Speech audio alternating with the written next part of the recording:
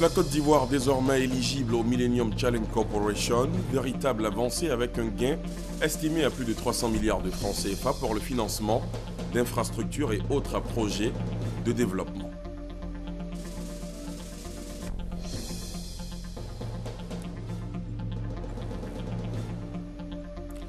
La commission de l'UEMOA lutte contre la malnutrition. La cellule met en place un projet relatif à l'enrichissement des aliments en micronutriments, un atelier régional autour de la question s'est tenu ce mardi ici à Abidjan.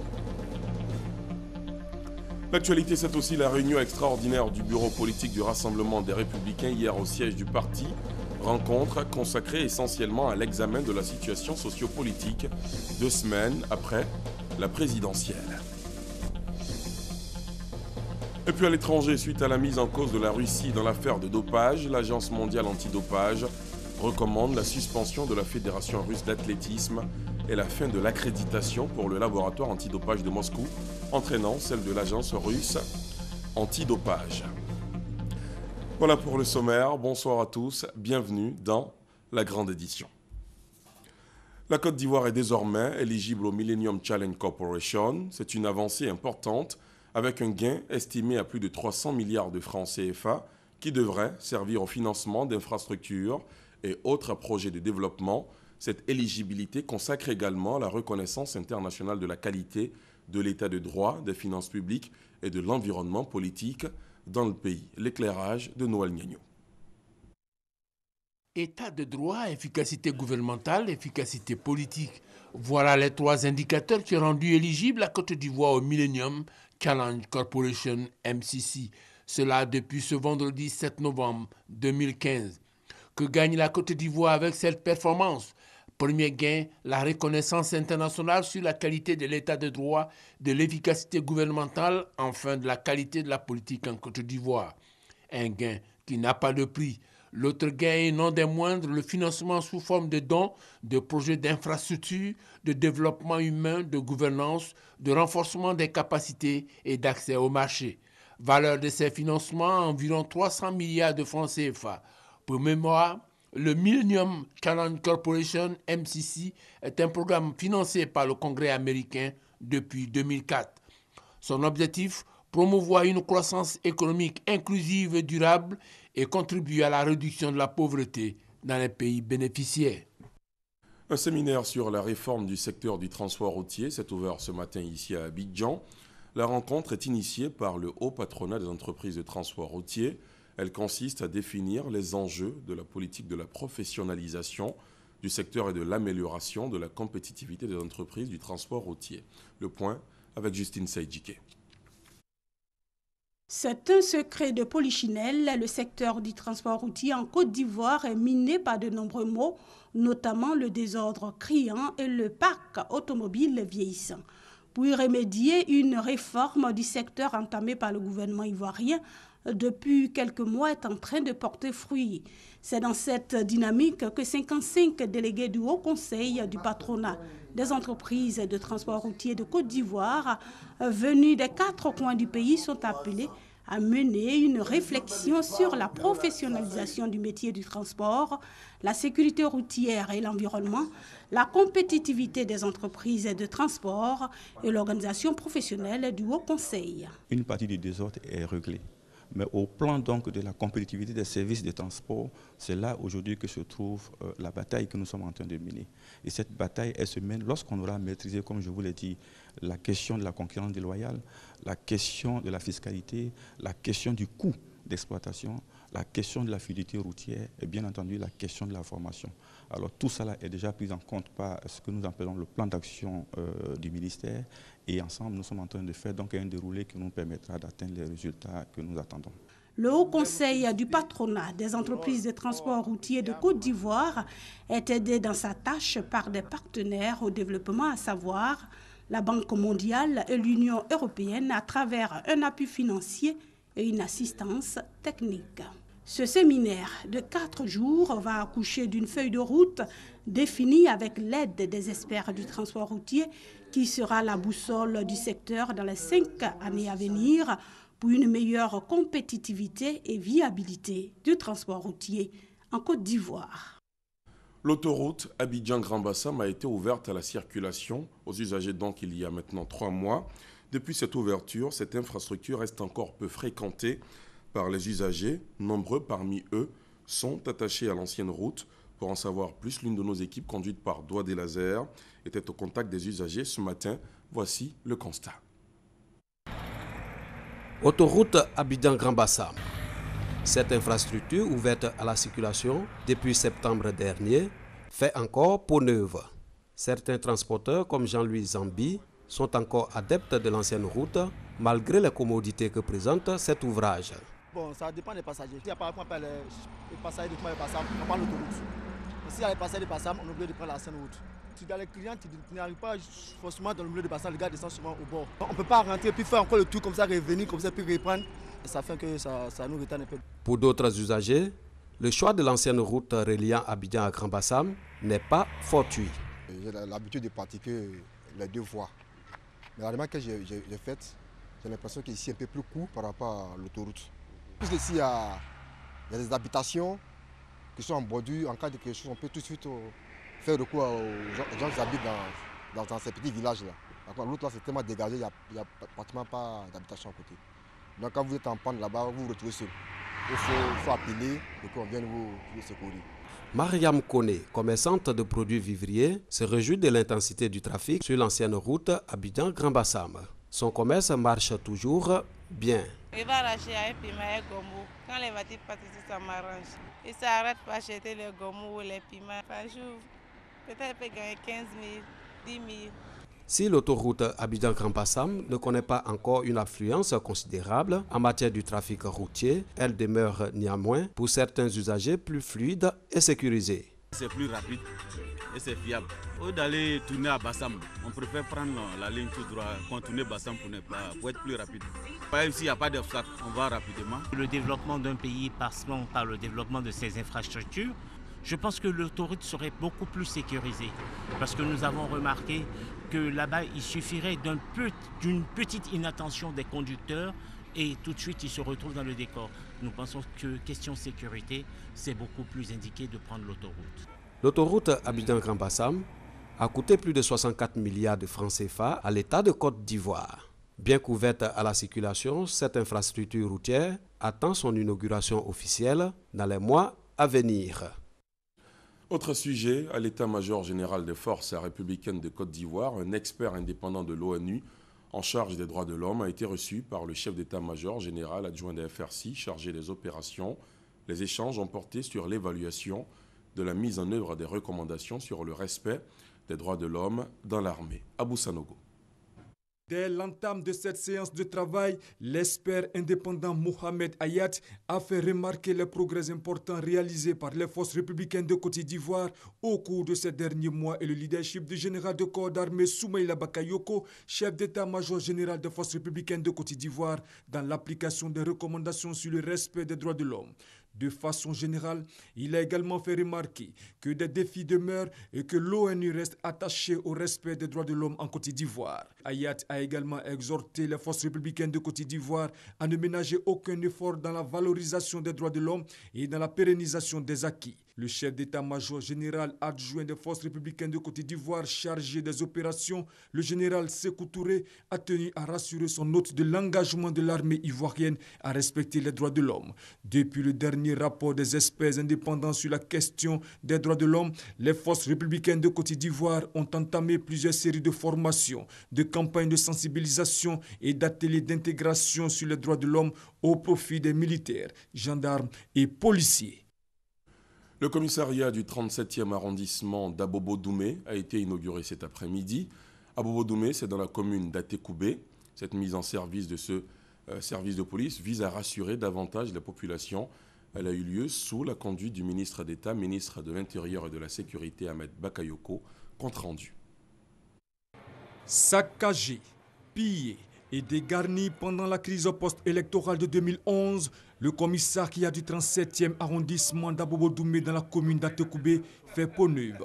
Il vient d'être réhabilité et mis en service par le gouvernement pour assurer la sécurité des populations et des biens. Cet édifice est désormais entre les mains des autorités policières grâce au ministre d'État, ministre de l'Intérieur et de la Sécurité, Ahmed Bakayoko. Une ouverture qui réjouit autorités et populations d'Abobo-Doumé. Aujourd'hui, toutes ces populations qui avaient le sommeil très léger vont pouvoir dormir tranquillement. Nous pouvons donc dire, Monsieur le ministre, que votre présence non seulement nous réconforte, mais nous donne l'assurance que la Côte d'Ivoire est en marche. La Côte d'Ivoire est en marche avec le président Alassane Ouattara. Vraiment, je crois qu'aujourd'hui, la population d'Abobo-Doumé, de l'Okodjo de Jérusalem, sera fière de l'action qu'ils ont posée à l'endroit du président de la République, Alassane, qu'en retour aussi, il pose cette action pour le sommeil. Avec l'ouverture de ce commissariat, je crois que c'est la sécurité totale. Le commissariat, c'est une garantie totale de sécurité.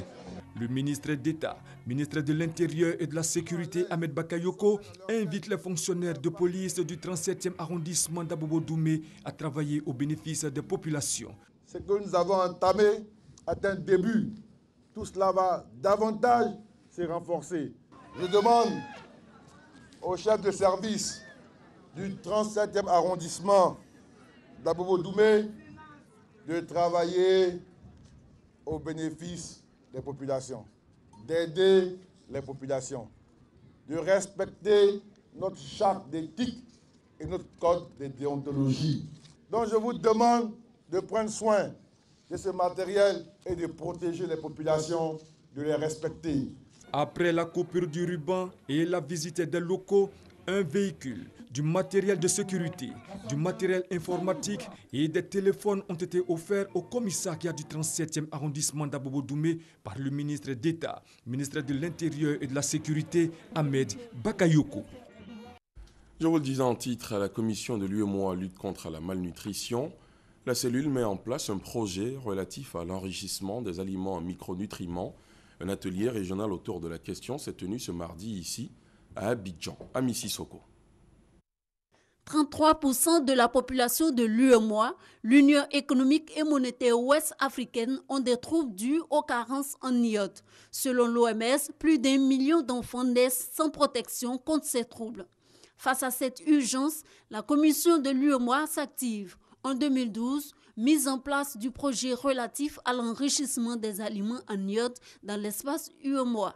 Objectif visé, atteindre 90% de ménages qui consomment le sel iodé.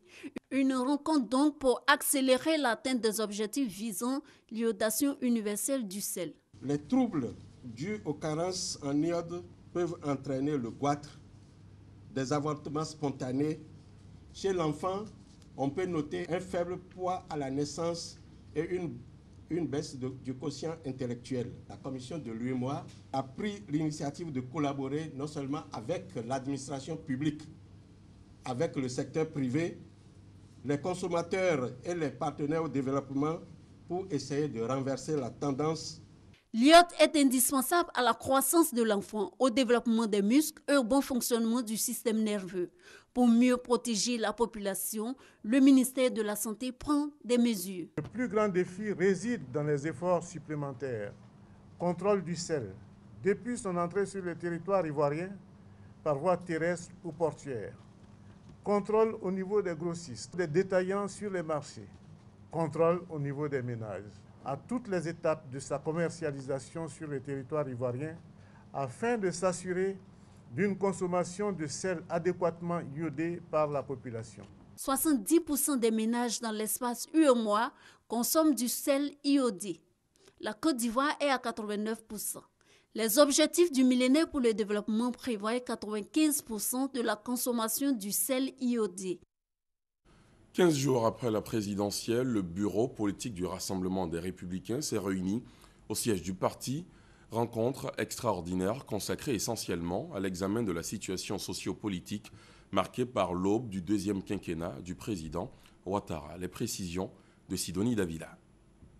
À l'issue de l'élection présidentielle du 25 octobre qui a porté le candidat du RHDP à la tête du pays pour un second mandat, le bureau politique du RDR, le Rassemblement des Républicains, note avec satisfaction la bonne attitude adoptée par le peuple ivoirien lors du scrutin. Aujourd'hui, le RDR se veut une fois de plus reconnaissant.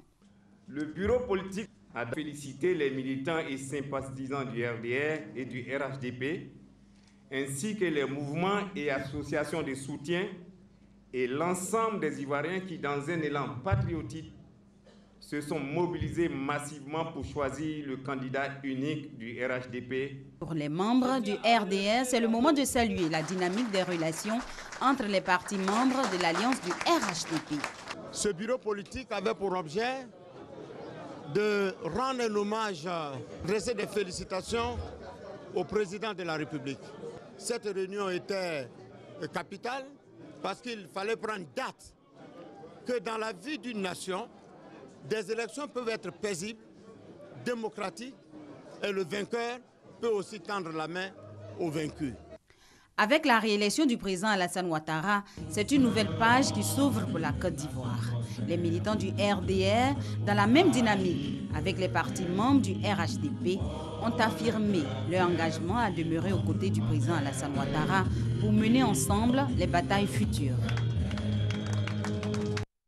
On se rend maintenant dans la Côte d'Ivoire profonde, direction Anibi-Lécro, localité située à 270 km au nord-est d'Abidjan. Sur place là-bas, les jeunes filles font le choix de l'entrepreneuriat. Diverses activités sont menées par celles-ci pour assurer leur autonomie financière. Beaucoup d'entre elles ont choisi d'exercer des métiers, 10 métiers d'hommes. L'une de nos équipes a suivi quelques-unes pour comprendre la raison de leur choix. Un sujet de Mamadou Kouassi. Des hommes occupés à travailler le fer avec pour objectif principal la réalisation d'un portail métallique. Au milieu, une jeune fille. Déscolarisée en classe de CM1, Bekanti, âgée de 17 ans, exerce le métier de ferronnier depuis 18 mois dans la ville d'Anibi-Lécro. Une décision prise sur conseil de sa mère. Dans ma maman dit d'attraper mon cœur, je vais faire. C'est pour cela, donc, après le soutien de mon oncle et ma tante, j'ai aimé ce métier. À force d'acharnement, Bekanti a réussi à trouver sa place parmi les hommes, et ce à la grande satisfaction de son formateur. J'apprécie son travail parce que déjà, elle a le courage d'être au milieu de plein de garçons comme ça, beaucoup de garçons, où elle n'a pas peur, elle n'hésite pas à nous poser des questions. Comme Bekanti Nguessan, Béatrice Kwaku a elle aussi choisi un métier réservé aux hommes. Elle exerce la mécanique automobile, une proposition de son père. C'est mon père qui avait une fille en train de faire la mécanique, ça l'a plu. Et il a demandé à ce que je fasse la mécanique. En tout cas, c'est très beau. C'est fatigant, mais si tu connais ton travail, tu te retrouves. Bon, j'ai dit aux autres filles de se donner au métier des hommes parce que ce n'est pas seulement la coiffure, la couture qu'on se retrouve. En faisant la mécanique, tu peux te retrouver demain. Sans aucune formation professionnelle au départ, Béatrice Kwaku a pris goût à la mécanique automobile et fait son petit bonhomme de chemin. Aujourd'hui, elle conduit des équipes de dépannage sur les routes de la région de l'Indéné-Guablé. Bekanti et Béatrice bénéficient chacune du soutien de leurs collaborateurs. Le rêve de ces deux jeunes filles d'Anibi-Lécro, s'installer à leur propre compte dans les années à venir, en mettant en profit cette expérience acquise auprès des hommes. Aujourd'hui, ces métiers réservés aux hommes n'ont plus de secret pour certaines femmes. Elles le font aussi avec beaucoup d'aisance et de technicité. Tout cela dans le seul but d'être autonome financièrement et contribuer aux charges familiales. Depuis hier, la chaîne de radio Fréquence 2 célèbre le 24e anniversaire de sa création.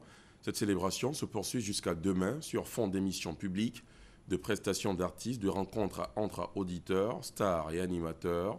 Le directeur de la chaîne voit grand, Didier Blou, promet le renforcement de la proximité entre Fréquence 2 et les jeunes. Issa Yeo, Serge Coléa. Fréquence 2 à 24 ans. Au service des auditeurs, depuis le 11 novembre 1991, la radio a révélé de nombreux animateurs et artistes. Les responsables de Fréquence 2 marquent le coup en célébrant sur 3 jours ce 24e anniversaire. Émissions publiques, rencontres entre animateurs et artistes, découvertes de stars par les auditeurs sont au menu. Ce 24e anniversaire de Fréquence 2 donne l'occasion à des stars du monde culturel et sportif d'évoquer des souvenirs. Fréquence 2, c'est la fréquence de référence, certes, mais c'est une fréquence de jeunes. Donc pour moi, c'est avec plaisir que je suis venu à la radio de me mettre dans la peau d'un animateur. Franchement, c'est avec plaisir et puis je souhaite longue vie à cette radio. Il fut un moment où tout le monde était dessus, on était un peu bizarre, mais Fréquence 2 est venue, surtout Fréquence Jeune, est venue avec beaucoup de rubriques, des émissions, et à chaque fois quand on m'appelle, je suis heureuse, je suis très enchantée d'être là. Cela fait 15 ans que Mariam Koulibaly, animatrice vedette, fait entendre sa voix sur les ondes de la radio. Elle rend hommage aux pionniers. Souhaiter que les années à venir soient des années, on va dire, d'éclaboussement, d'explosion du talent des animateurs de la chaîne. Des souvenirs, il y en a énormément, il y en a de gais, il y en a de moins gais, parce qu'il y a des personnes à ces moments-là qui vous manquent, des personnes qui ne pourront plus répondre présent à l'appel, mais pour qui on continue d'avoir une forte pensée. Pour le directeur de la chaîne, Didier Bléou, ce 24e anniversaire doit rappeler l'énorme travail abattu depuis des années. Nous avons une mission, être en phase avec la jeunesse ivoirienne, mettre en radio les aspirations de la jeunesse ivoirienne, contribuer à son épanouissement. Et c'est ce que fait Fréquence 2 depuis 24 ans. Dans les profondeurs du classement au niveau de l'Audima, il y a quelques années, Fréquence 2 fait aujourd'hui partie du top 5 des radios les plus écoutées. Monsieur le directeur général de la RTI a fait beaucoup. Il a fait énormément parce que, tenez-vous bien, en 2013, Fréquence 2 était classée 8e sur les radios les plus écoutées ici à Abidjan. En 2013. En moins de 2 ans, nous avons fait notre entrée dans le top 5. Démarrée le lundi 9 novembre, la célébration du 24e anniversaire de Fréquence 2 prend fin ce mercredi 11 novembre par une grande émission publique. Cette information émanant du Conseil national de la presse, le Collège des conseillers du Conseil national de la presse CNP a pris des décisions portant suspension des quotidiens Aujourd'hui et l'Intelligent d'Abidjan pour 3 parutions, chacun est suspendu d'écriture. Le journaliste Alafé Wakili, alias Charles Kwasi, pour 30 jours avec retrait subséquent de sa carte de journaliste professionnel. Le Conseil national de la presse rappelle que le code de la déontologie du journaliste ivoirien stipule clairement que le journaliste ne devra publier que les informations dont l'origine, la véracité et l'exactitude sont établies. Place à l'actualité internationale. À Dakar, dans le cadre du Forum sur la paix et la sécurité en Afrique, la thématique de l'islam était au cœur du débat de haut niveau animé par le président Macky Sall. Le président sénégalais défend depuis longtemps un islam tolérant avec ses spécificités africaines, un débat qui porte aussi sur les valeurs défendues par les mouvements terroristes et les solutions à apporter à la jeunesse qui se radicalise. La question de la sécurité en Afrique au centre des réflexions à Dakar, au Sénégal. Au moins 800 participants politiques, financiers et experts en sécurité ont échangé sur les causes et les solutions de l'insécurité grandissante sur le continent. Macky Sall, le président sénégalais, a mis le doigt sur l'intégrisme islamique. Pour lui, les États africains doivent promouvoir un islam tolérant face à la menace du terrorisme. Nous ne pouvons pas accepter que des modèles qui viennent de je ne sais d'où soient imposés en Afrique parce que simplement les Africains sont pauvres, il faut financer des mosquées, il faut financer des écoles, donc il faut leur imposer une culture ou une tradition. Nous devons le refuser en tant qu'Africains. Nos sociétés civiles doivent être à la pointe de ce combat. Nos hommes politiques doivent assumer également pleinement et à la lumière du jour la lutte contre le terrorisme. Financer les mosquées, mais aussi donner de nouvelles perspectives à la jeunesse cible de la propagande djihadiste est l'une des solutions que propose le président sénégalais. L'échange de renseignements sur la criminalité transnationale, la remise à niveau des forces armées des États africains figure sur la liste des solutions possibles à l'insécurité sur le continent. Mais au-delà de toutes les solutions, la question du djihadisme reste au cœur des débats. Il va bien falloir à un moment donné qu'on se concerte, que les acteurs se concertent pour mettre en œuvre une vraie synergie de médiatisation théologique de l'islam réel, qui est l'islam modéré, mais n'utilisons pas le terme islam modéré, il n'a qu'un islam et il est modéré, donc c'est l'islam. Jean-Yves Le Drian plaide pour un islam modéré. Il préconise également des actions concertées pour répondre à l'offensive terroriste. Pour cela, l'aide de la communauté internationale est nécessaire. La Libye, en pleine crise politico-militaire, fait toujours face à une crise de migrants sans précédent et peine à la gérer faute de moyens. En Libye, des rêves de migrants et des barques se brisent. Regardez. Un scénario quotidien pour ces gardes-côtes libyens. Une virée en mer pour arrêter une embarcation de migrants ou récupérer les corps des noyés. Chaque jour, un défi pour contrôler plus de 1500 km de côte avec trop peu de moyens. Nous avons assez de membres, mais nos ressources sont limitées. Pour l'instant, nous n'avons que 2 bateaux. 2 bateaux pour faire face aux centaines de migrants qui tentent le départ chaque semaine. Rachid avait payé les passeurs près de 1 400 € pour rejoindre l'Italie. Désormais, il est enfermé dans ce centre de rétention, comme 5000 autres personnes dans la capitale libyenne. Des gens en Italie m'ont appelé pour me dire qu'ils étaient arrivés sains et saufs et que nous pouvions entrer en Italie. La Libye est dans une situation proche de la guerre civile depuis 2011, avec 2 gouvernements opposés. Et l'organe de lutte contre l'immigration clandestine, l'OLIC, fait face à des réseaux de passeurs de plus en plus puissants. La majorité des gens responsables de la contrebande sont des Éthiopiens, des Somaliens et des Soudanais. Ils font partie de gangs qui ont un très haut niveau de coordination. À Tripoli, l'OLIC ne dispose que d'un seul minibus de 24 places pour transporter les centaines de migrants vers les centres de rétention. Il disposait également d'une ambulance, aujourd'hui en panne, touchée par des coups de feu. Les Nations Unies ont appelé à la fin des violences au Burundi. La France a présenté une résolution en ce sens hier au Conseil de sécurité. Reportage.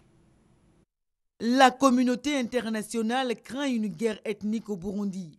Les propos incendiaires aux accents ethniques se sont multipliés ces derniers jours. Depuis hier lundi, un projet de résolution sur la crise qui sévit dans le pays est en cours de préparation au Conseil de sécurité à l'ONU. Pendant ce temps, le secrétaire général adjoint de l'ONU appelle le gouvernement et l'opposition à cesser les violences. Le secrétaire général de l'ONU appelle toutes les parties au Burundi, dans le pays et à l'étranger, à mettre fin immédiatement à la propagation de l'incitation à la violence et nous demandons aux parties de renoncer à la violence et de commencer des discussions sur la houlette de la communauté d'Afrique de l'Est. Un appel que les protagonistes burundais n'entendent pas. Le dimanche 9 novembre, 2 personnes ont été tuées à Bujumbura, la capitale burundaise, après la mort de 9 autres, dont un employé de l'ONU, dans la nuit de samedi à dimanche. Des faits qui accroissent le sentiment d'inquiétude. En effet, le Burundi fait face à une situation politique et sécuritaire difficile, marquée par une montée de la violence et des violations graves des droits de l'homme. Initialement concentrées dans la capitale Bujumbura, l'insécurité et les violences armées se sont étendues depuis peu à certaines localités à l'intérieur du pays. Les auteurs des violences et ceux qui empêchent tout dialogue entre le gouvernement et l'opposition seront sanctionnés. Cela est contenu dans la résolution en préparation. Le conflit burundais dure depuis plus de 6 mois et a fait plus de 400 morts. À l'origine, la contestation du 3e mandat de Pierre Nkurunziza, le président burundais. C'était un commentaire de Gabriel Zani. En bref, sachez que l'ancien chancelier allemand Helmut Schmidt, dont l'état de santé s'était nettement dégradé ce week-end, est mort aujourd'hui, en début d'après-midi, à 96 ans. En Birmanie, les premiers résultats dévoilés hier par la commission électorale accordent 12 sièges de la Chambre à Basse au parti de Aung San Suu Kyi. L'annonce a été accueillie avec cris et joie par la foule massée autour du quartier général de l'opposition à Rangoon. Ces 12 sièges comptent parmi les 45 qui représentent différentes circonscriptions de l'État. Et puis, dernier titre de ce 20h, suite à la mise en cause de la Russie dans l'affaire de dopage, l'Agence mondiale antidopage recommande la suspension de la Fédération russe d'athlétisme et la fin de l'accréditation pour le laboratoire antidopage de Moscou, entraînant celle de l'Agence russe antidopage. Adama Kamagate, Sylvie Touré. Après les soupçons de corruption qui visent l'ex-président de la Fédération internationale d'athlétisme, Lamine Diack, et son entourage, Un autre scandale secoue l'athlétisme international. L'Agence mondiale antidopage a relevé dans un rapport publié lundi des pratiques de dopage d'athlètes russes. La Russie pourrait alors ne pas participer aux prochains Jeux olympiques prévus au Brésil en 2016. Pour l'année 2016, nous recommandons que la fédération russe soit suspendue.